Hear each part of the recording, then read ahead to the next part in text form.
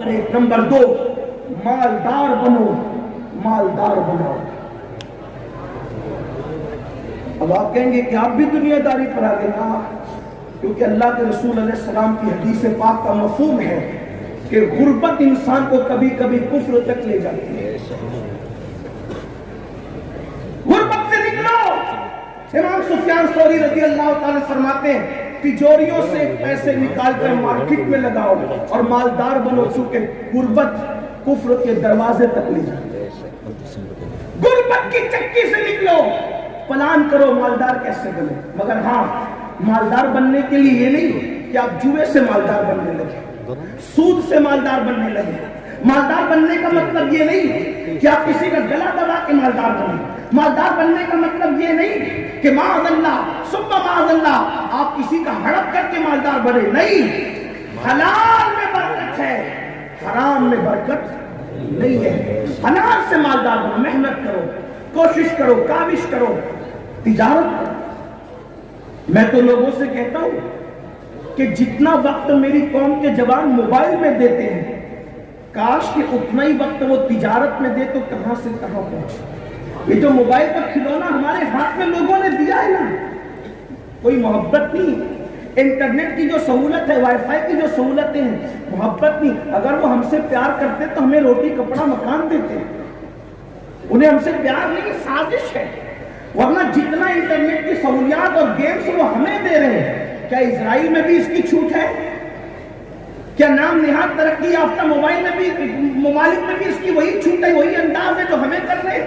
وہ جانتے ہیں کہ مسلمانوں کے پاس وہ ٹیلنٹ ہے کہ اگر یہ تجارت کریں گے تو ان کا کوئی مقابلہ نہیں کر سکے گا، یہ سیاست کریں گے تو کوئی ان کا مقابلہ نہیں کر سکے گا، یہ پڑھیں گے تو کوئی ان کا مقابلہ نہیں کر سکے گا۔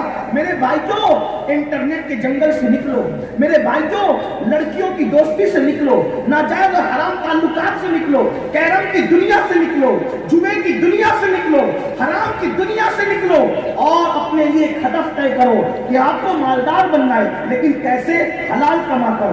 چھوٹی سی روزی بھی کمانے میں شرم محسوس مت کرنا، چھوٹی سی تجارت کرنے میں بھی شرم محسوس مت کرنا، کیونکہ اللہ کے رسول علیہ السلام نے فرمایا کہ جو حلال روزی کے لیے ذلت کی جگہ کھڑے رہتا ہے، اللہ اس کو گمان سے بڑھ کر عزت عطا فرماتا ہے۔ یاد رکھنا، چوری کرنے میں شرم ہے، تجارت کرنے میں نہیں، پاکٹ مارنے میں شرم ہونی چاہیے، حلال کمائی میں نہیں۔ آپ سے پوچھنا چاہتا ہوں، جب اللہ کے رسول سید العالمین قائد المرسلین محمد رسول اللہ صلی اللہ علیہ وسلم سیدہ خدیجہ کا مال لے کر کے جاتے ہیں اور ملک شام کے مارکیٹ میں حضور کھڑے رہتے ہیں، جب اللہ کے حبیب مارکیٹ میں کھڑے رہ سکتے ہیں تو ہم کیوں مارکیٹ میں کھڑے نہیں رہ سکتے؟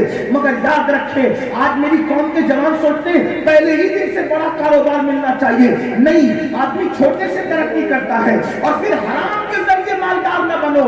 حرام زیادہ آتا نظر آتا ہے، حرام میں برکت نہیں ہے، اور حلال دیر سے آتا ہے، دیر تک آتا ہے، اس میں برکت ہے۔ دیکھو، کتے کے بچے درجنوں کی تعداد میں سال میں پیدا ہوتے ہیں، لیکن کسی مذہب میں کتا ذبح کرنے کی اجازت نہیں، کسی مذہب میں، کسی مسلک میں کتا نہیں کھایا جاتا۔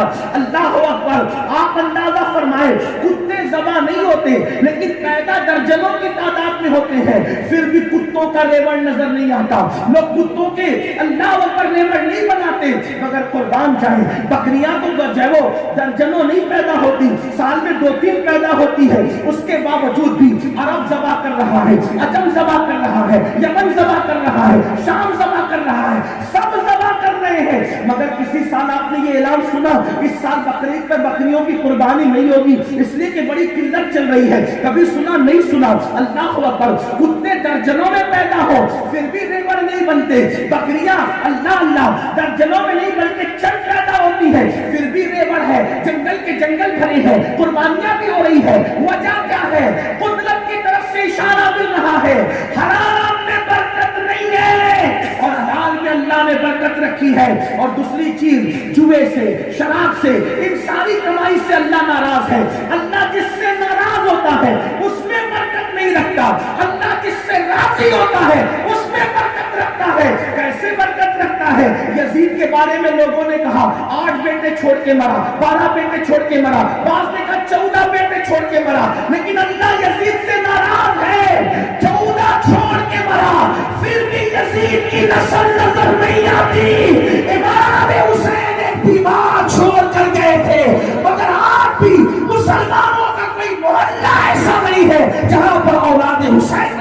آتی ہو، پتا چلا اللہ کی رضا میں برکت ہے، تو حرام ذریعے سے مال نہ کماؤ، حلال ذریعے سے مالدار بنو، اچھے مالدار۔ آپ کہیں گے معاذ اللہ ہمیں تو کسی نے بتایا رسول اللہ تو غریب تھے، مفلس تھے، نادار تھے۔ میں نے کہا وہ دجال ہے، دجال جو میرے نبی کو نادار، مفلس اور غریب کہتا ہے۔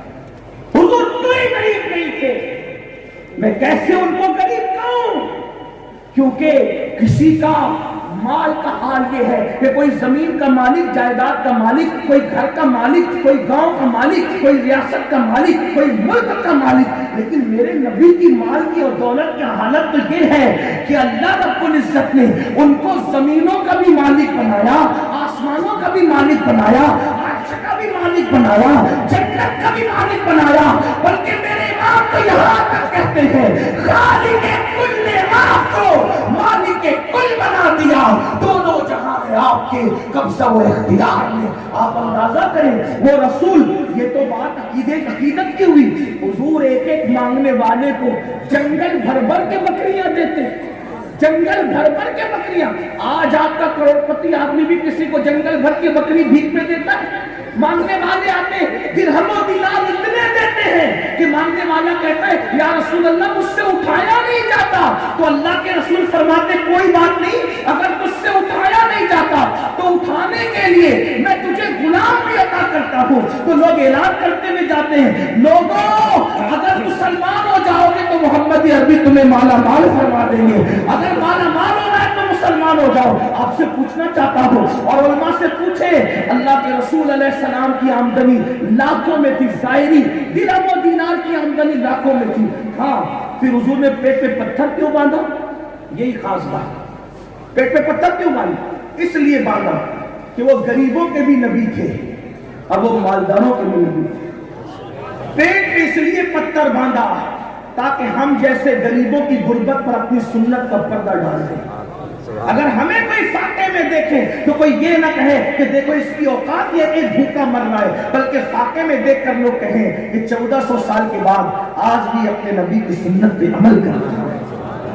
اور بکری کا گوشت اس لیے کھایا تاکہ بکری کا گوشت کھانے والوں کو کوئی مغرور فرعون اور نمرود سے تشبیہ نہ دے۔ بکری کا گوشت اس لیے کھایا تاکہ آدھا کھانا کھانا بھی مالداروں کے لیے سنت ہو جائے، کوئی ان کو بھی تانا نہ دے۔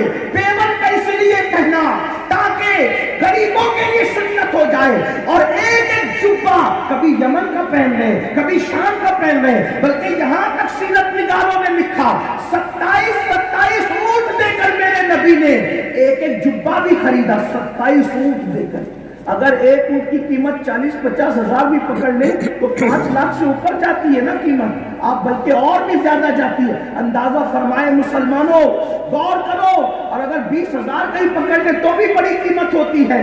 تو حضور علیہ السلام نے 27 اونٹ دے کر بھی لباس پہنا۔ پھر دیکھیں امام اعظم تاجر ہے، غوث اعظم تاجر ہے، آپ ذرا غور تو کریں، سرکار غوث پاک کے دور میں ان سے بڑا روحانیت کا کوئی تاجدار نہیں تھا، تو جیسے ان سے بڑا کوئی روحانیت کا تاجدار نہیں تھا، غوث پاک سے بڑا کوئی مالدار بھی نہیں تھا۔ پورے بغداد میں اتنے قیمتی پہنتے تھے کہ اتنا قیمتی لباس بادشاہ وقت کو بھی میسر نہیں آتا تھا۔ تو مالدار بنیے، محنت کیجیے، کاوش کیجیے۔